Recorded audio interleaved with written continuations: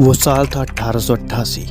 London में एक के बाद एक कई लड़कियों की हत्या हो रही थी। कातिल इतना खौफनाक था कि वो उन लड़कियों को मारने के बाद उनके अंग निकाल लेता था। मरने वाली ज़्यादातर लड़कियां बार गर्ल्स थीं, लेकिन वो कौन था और क्यों बार गर्ल्स की हत्या कर रहा था? चलिए जानते हैं आज की इस वीडियो में, तो वीडियो के अंत तक बने रहिए। नमस्कार दोस्तों, मैं हूं आपका दोस्त राज और स्वागत करता हूं मेरे इस यूट्यूब चैनल में।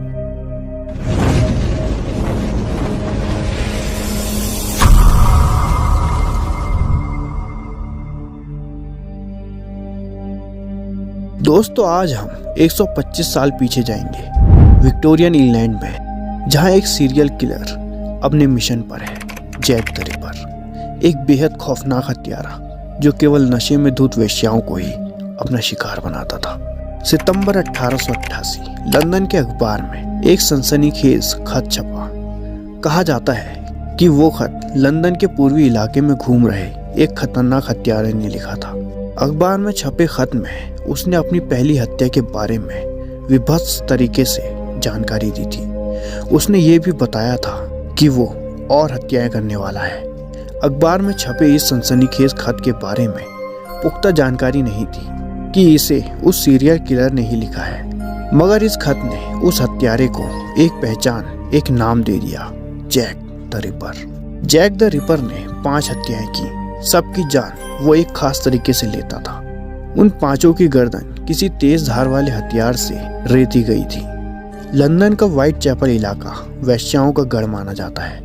जैक ने इसी इलाके में ज्यादातर हत्याओं को अंजाम दिया। 31 अगस्त 1888 जैक ने अपना पहला शिकार किया। वो मेरी एंड निकोलस थी। मेरी निकोलस का शव सुबह सुबह 2 कारोबारियों को मिला। एक कारोबारी ने बताया, हम वहां गए, देखा एक औरत जमीन पर पड़ी हुई है। पहली नजर में पता नहीं चल रहा था कि वो नशे में धुत होकर पड़ी है या मर गई है। मेरे साथी ने टॉर्च दिखाई। उसका गला रेता हुआ था। इस हत्या को बस एक ही सप्ताह गुजरा था कि एक और वेश्या एनी चैपमैन की हत्या हो गई। हत्या लगभग एक ही तरीके से की गई थी। 8 सितंबर 1888 अखबार में खबर आई, लंदन खूनी साई की गिरफ्त में है। वो अनाम वैशी, आधा दानव आधा इंसान, अभी तक फरार है। रोज सड़कों पर खतरनाक इरादों के साथ निकलता है। बेबस और कमजोर वर्ग के लोगों को अपना शिकार बनाता है। वो खून के नशे में है। बचो, उसे और शिकार चाहिए। लंदन का पूर्वी इलाका व्हाइट चैपल अशांत हो उठा। हत्यारे को ढूंढने में पुलिस ने अपनी सारी ताकत झोंक दी। पुलिस ने इलाके में रहने वाली लगभग 100 वेश्याओं से पूछताछ की। वेश्याओं ने एक ऐसे शख्स के बारे में बताया जो जबरन वसूली का धंधा चलाता था। दुर्भाग्य से वे इसका सही हुलिया नहीं बता पा रही थी।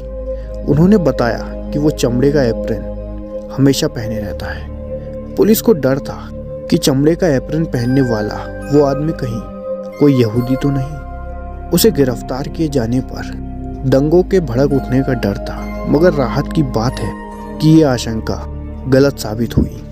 सितंबर के अंत में अपने खतरनाक इरादों के साथ रिपर एक बार फिर सामने आया। इस बार उसने 2 औरतों को अपना शिकार बनाया। 1 अक्टूबर 1888 द स्टार ने फिर खबर छापी, सफेद चैपल वापस आ गया है। इस बार उसने 2 शिकार किए। ये हत्याएं रात के 1 बजे हुई। इस बार भी गला रेत कर हत्या की गई थी। दोहरी हत्या की इस वारदात ने लंदन में ही नहीं पूरी दुनिया में सनसनी फैला दी।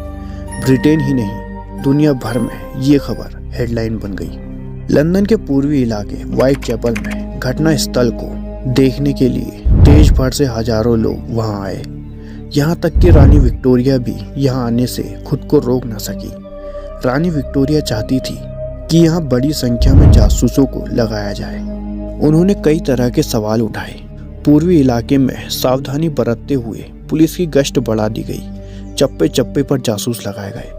हत्यारे ने अपने कदम कुछ दिन के लिए रोक दिए, मगर 1 महीने के बाद ही उसे अंदाजा हो गया कि अब शिकार पर निकलने में कोई खतरा नहीं है। मेरी केली रिपर की सबसे कम उम्र की शिकार साबित हुई। 25 साल की उम्र थी उसकी। वो अकेली शिकार थी जिसे घर के भीतर मारा गया। उसकी मकान मालिक ने बताया कि उसकी हालत देखकर लगता था कि ये काम किसी इंसान का नहीं बल्कि किसी हैवान का है। भले ही बाद में जैक द रिपर ने हत्याएं करनी बंद कर दी, मगर वो विक्टोरिया युग के इंग्लैंड को याद दिलाता रहा। रिपर की कहानी इसलिए भी लोगों में रोमांच पैदा करती है क्योंकि उसके बारे में अभी तक रहस्य बना हुआ है।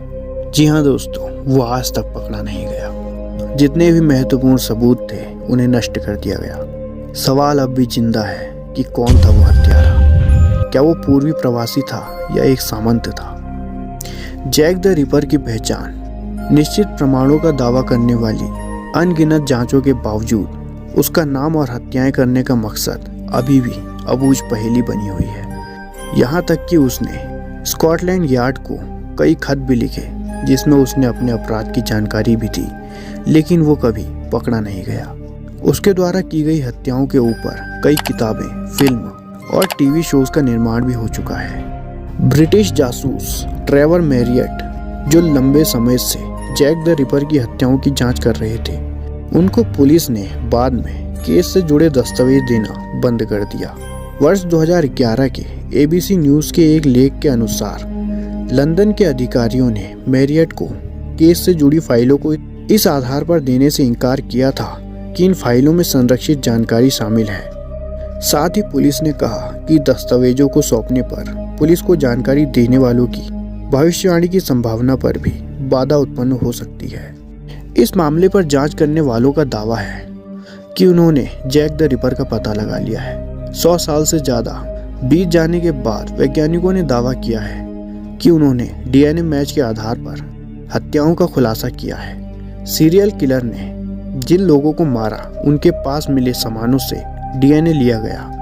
कहते हैं कि DNA एक 23 साल के एक नाई से मैच हुआ जिसका नाम एरन कॉस्मिस्की है। वैज्ञानिकों ने 2 साल पहले दावा किया था कि ये DNA एरन के DNA से पूरी तरह मैच करता है। वैज्ञानिकों का कहना है कि हत्यारे के भूरे बाल और भूरी आंखें थी। उनका कहना है कि हमारे पास सबूत है जो हत्यारे से मैच खाते हैं, मगर ये किलर आज भी रहस्य बना हुआ है। आप इस किलर के बारे में क्या सोचते हैं हमें कमेंट करके ज़रूर बताइएगा। वीडियो पसंद आई हो तो लाइक करके ज़रूर जाइएगा और ऐसी इंटरेस्टिंग और इन्फॉर्मेटिव वीडियोस के लिए हमारे चैनल को शेयर और सब्सक्राइब करना ना भूलें। धन्यवाद।